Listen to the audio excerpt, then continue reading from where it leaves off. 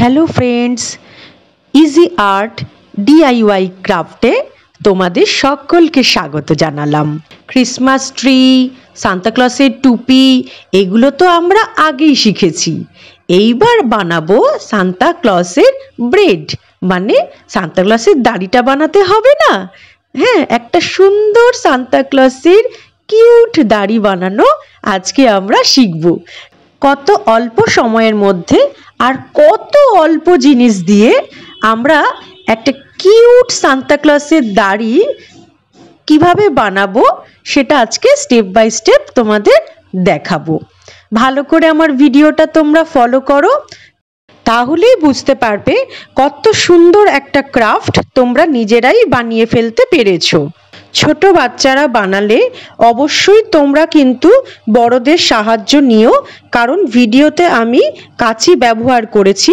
আর তোমরা তো নিশ্চয়ই জানো কাঁচিতে প্রচুর কি থাকে, খুব ধার থাকে, কাঁচি ক্যাচ ক্যাচ করে চলে।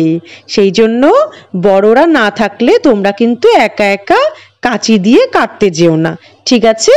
বড়দের কারো সাহায্য নিও। আর বড়রাও তাদের ছোট্ট সোনার জন্য এই সুন্দর ক্রাফটটি কিন্তু মেরি ক্রিসমাসে করে নিতে পারো। আর তোমাদের আদরের প্রিয় ছোট্ট সোনাটাকে মনের মতো করে সান্তা বুড়ো সাজিয়ে দিতে পারো। মেরি ক্রিসমাস উপলক্ষে এর আগের ভিডিওগুলোতে আমি কিভাবে খুব সহজে ক্রিসমাস ট্রি আর সান্তাক্লজ ক্যাপ বানানো যায় সেগুলো আমি শিখিয়েছি। তোমরা সেগুলো গিয়ে দেখে সহজেই বানিয়ে ফেলতে পারো।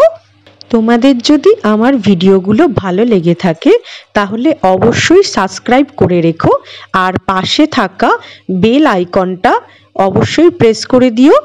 তার ফলে কি হবে বলো তো, যখনই আমি কোনো এরকম সহজ সহজ নতুন ড্রয়িং, আর্ট, ক্রাফটের ভিডিও আপলোড করব, সবার আগে তোমাদের কাছে নোটিফিকেশনটা পৌঁছে যাবে আর তোমরা চটজলদি সেগুলো দেখে দেখে বানিয়ে ফেলতে পারবে।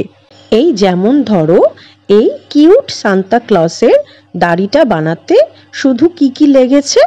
একটা সাদা কাগজ, একটা পেন বা পেন্সিল নেবে, আর যদি বাড়িতে তুলো থাকে সে কটন তুলোই হোক আর সিনথেটিক তুলোই হোক, কিন্তু আমি এখানে কটন তুলোই ব্যবহার করেছি, কারণ যখন বাচ্চারা এটা নাকে পড়বে তখন ওদের শ্বাস নিতে কোনো কষ্ট হবে না বা মুখে চলে গেলে কিছু অসুবিধা হবে না, সহজেই তা মুখ থেকে বার করে নিতে পারবে। আর লাগবে আঠা, কাটিং করার জন্য কাঁচি, মুখে পরার জন্য দড়ি বা সুতো।